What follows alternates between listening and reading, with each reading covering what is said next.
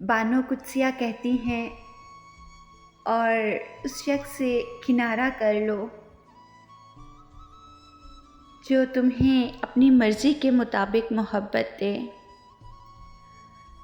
یعنی جب چاہے محبت کا احساس دلائے اور جب چاہے اجنبی کر دے۔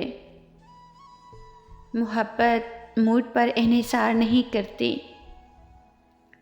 موڈ اچھا ہے تو محبت ہے، موڈ اچھا نہیں تو محبت نہیں۔ جو شخص تمہیں اپنے موڈ اور اپنی زندگی میں چل رہے حالات کے مطابق محبت کرے، اسے کنارہ کرنے کے سوا اور کوئی بہتر راستہ نہیں۔ تیری ٹھوکروں کی نظر کر ڈالوں، اتنا سستا نہیں خلوص میرا۔